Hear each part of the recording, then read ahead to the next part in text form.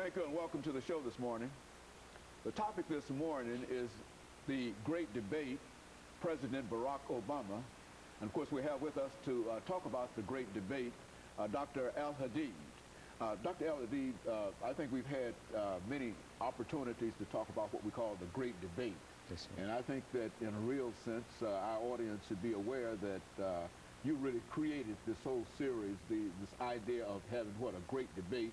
And I think you've presented many great debates in terms of what you've been doing. And this is another of those great debate series that you'd like to present to us today. And this is about President Barack Obama. And what we want to do today is to give you an opportunity to first sort of tell our audience some few statements about your situation of being here now, and then to get into dealing with the great debate, President Barack Obama, from the point of race, religion, and politics. And so let's see if we'll start off by having you to give us some statements in reference to your situation. Well, as you know, Dr. Haney, I was at Tennessee State University for a number of years, and my last time there, I was the chair of the Africana Studies Department. I left university and I served as a principal of an Islamic school. So now I'm just enjoying life and writing books and then moving forward. Very good. And I understand that you're really moving forward now and enjoying life and etc. But let's talk about the first part of this great debate on President Barack Obama, and that is this issue of race. What about that?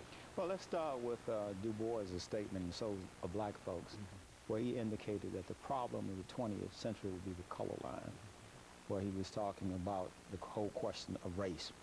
And he envisioned a collection of the talented 10, who would basically be lawyers, doctors, preachers, and business persons. And these would be the race men who would lift up the race from the standpoint of leadership. And at the same time, you had Booker T. Washington, who felt that we had to produce a class of entrepreneurs and producers, people who would come from the land and produce things. So this was the initial great debate, and as you know, the forum that I created at Tennessee State involved the dialectics between Martin Luther King and Malcolm X around the question of integration versus separation. And I think when we come to President Barack Obama, I see him as a synthesis of the tension between Dr. King and Malcolm, in the sense that Barack Obama went through a period in his life where he was dealing with his identity. I mean, his mother was white from Kansas, his father was African from Kenya, he was a Luo. And so he went through life for the first 18 or 20 years of his life, not really being certain about his identity. So that takes us into what Du Bois was talking about in terms of the double consciousness, as he also outlined, you know, in the Souls of Black Folks. So what I see in Barack Obama is I see him as a synthesis of Dr. King and Malcolm X.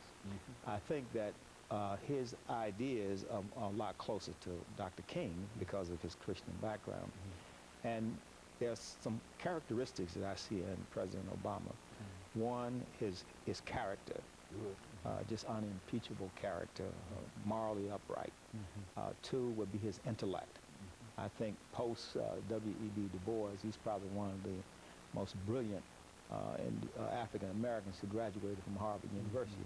He was the first to become president of the Harvard Law Review, and you know, he also received the Nobel Peace Prize, and of course he was the first African American to become president of the United States.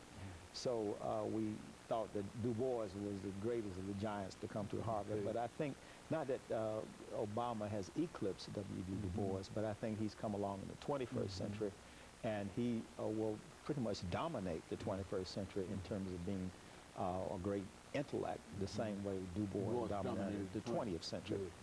Another thing about Obama, we point out his great intellect. A third thing is his charisma. I mean, Obama is a poet. He has this ability to articulate his ideas. We haven't had a great communicator since Ronald Reagan on the level of Obama. I mean, he's in that same league with Ronald Reagan and John F. Kennedy. So his charisma. Then we'll look at his judgment in terms of how he is detached. He is what I call a pragmatic idealist, almost on a Zen level. I view Obama as like a Zen master, level of discipline that he has, level of detachment. He's always fully engaged but never overreact. And finally, his vision. And I see his vision as an upgrade on the dream of Dr. Martin Luther King. Very good. And of course, Dr. AAl-Hadid, what we're going to do, we're going to take our first commercial break, and then we'll come back and we'll have you to go into that second area, and that is religion. Yes. Of course, we'll be back with our audience following this very, very short commercial break.